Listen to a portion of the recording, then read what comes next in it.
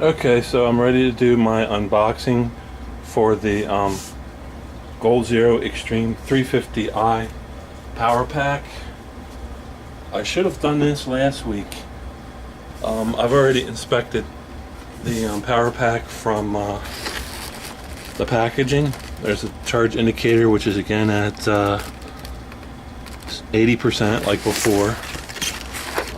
You can see the ports and everything from inside the box.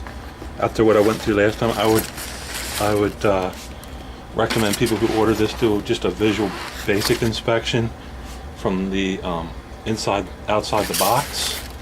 Make sure the box is not smashed in shipping. I'm going to try and more carefully open it this time because I need to put the bad Gold Zero that I got in the packaging and then ship it back to Gold Zero. So I'm going to be more careful this time about the unpacking. I'm just going to unfold the top so I don't rip it. And you can see if you're a little bit more careful, you get the top open. Top you have the charge controller, cigarette lighter adapter, which is so you could plug in things that you would use to charge from a cigarette lighter, because the Extreme 350i is 12 volt. It's a 12 volt AGM battery, which is glass matte technology. You have your battery pack and the instruction booklet. This one came with a European adapter. Crikey, I hope it's not European. And the power inverter. I'll have to double check this to make sure what the power inverter is putting out. And the charge cable. Gold Zero recommends that you, upon opening the package, you immediately put it into charge mode, which I'm going to do. While I'm doing that, I'm going to read over the instruction manual and see if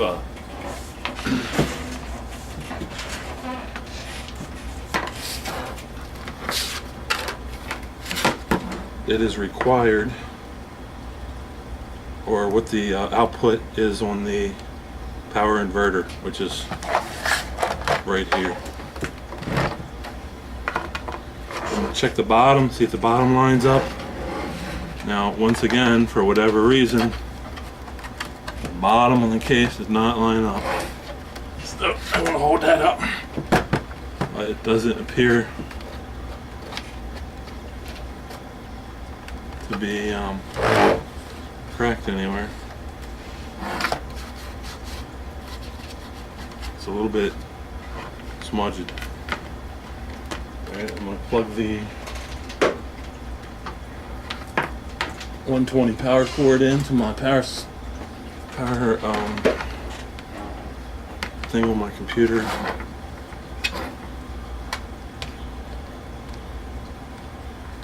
Plug in the transformer. I got a green light.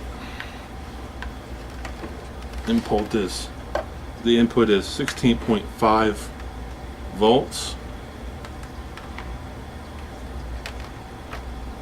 at 0.5 amps. So that's going to be about 2 solar panels. The charge indicator is going to charge. It refreshes.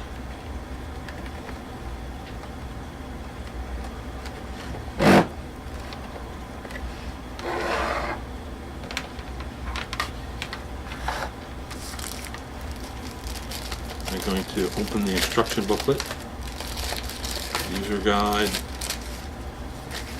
I want to see if there's anything about the power inverter.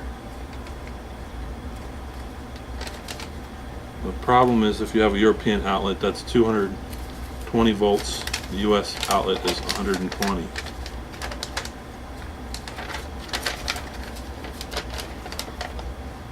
We have the outputs here. The output says user switchable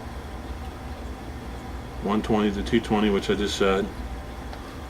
USB port is 5 volts, half an amp. This would be ideal for charging a laptop or running small devices that are under 350 watts. Obviously, if you're using 100 watts, your runtime is going to be longer. I was looking at maybe, I have a shed that in a garage that was hit after Hurricane Irene, and I haven't had the power restored yet. So I thought this would be a nice way to supplement off-grid power system. And the specs for this would be good for, I have a 18 volt cordless tool set, and I checked the specs on it. The specs are 100 watts, which is about 1 amp. So this would, I think, be good for charging 18 volt power packs to run power tools. Now, your standard power tools run about 10 to 12 amps, but cordless tools pull about 3 amps, and the chargers for the battery packs pull about 1.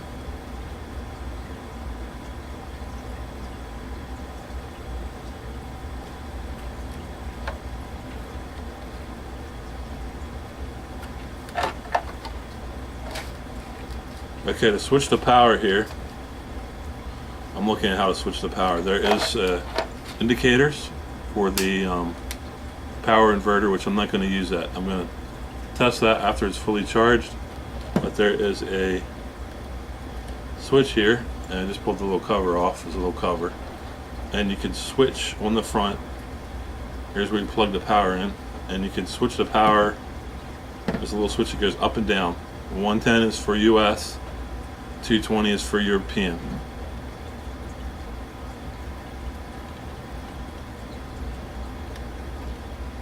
At this point, the battery is charging. The AGM battery is charging.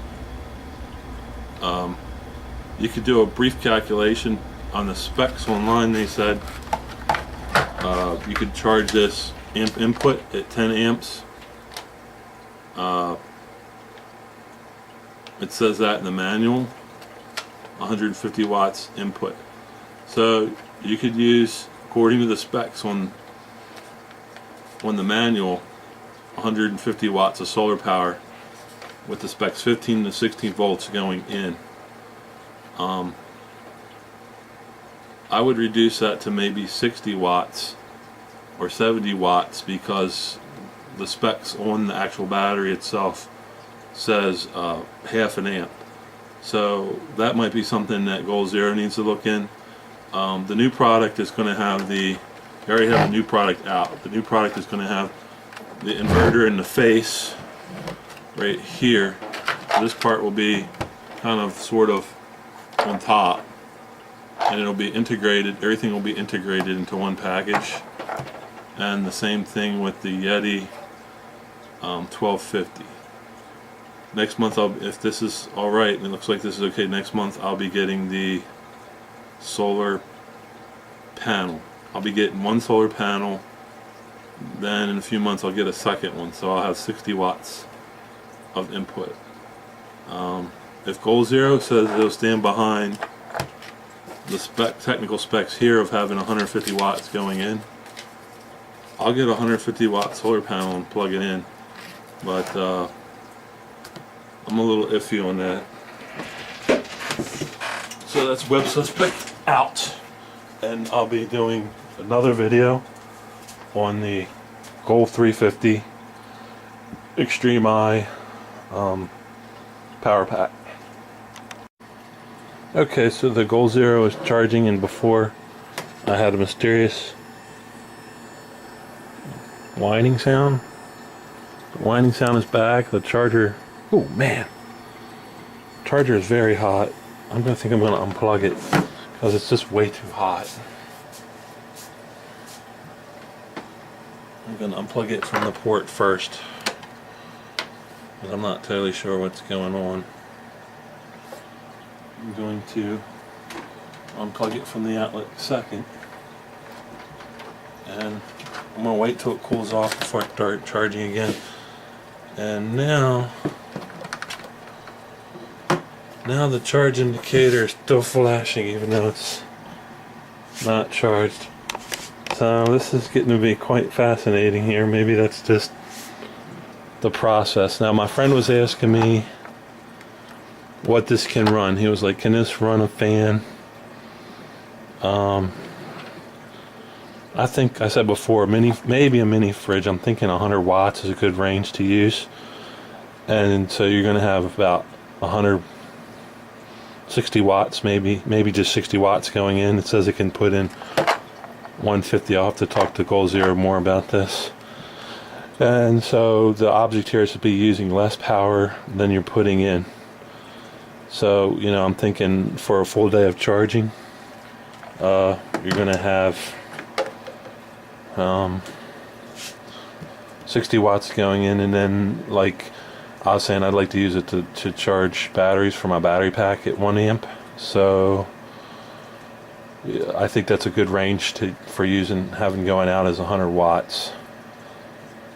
It says it can do 350. I don't know how good it would be continuous for 350 if you have a 50 to 100 watts going in.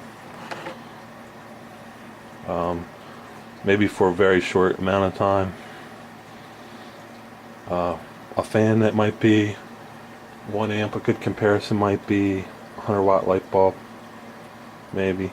But if I was using a light bulb with this, I would use light bulbs, you know, in the 10 to 20 watt range. Maybe 1 or 2 or 3 or 4 20 watt bulbs. So this web suspect out. I got one more test to do, and that'll be I'll hook up the inverter. Charging stopped now and said full. So I'm wondering maybe if the mosquito buzzing starts when the power pack was full, because I never got an indicator in charging mode that the indicator was full. So maybe that's what happened before. Maybe it went to full and it was an overload. I don't really know.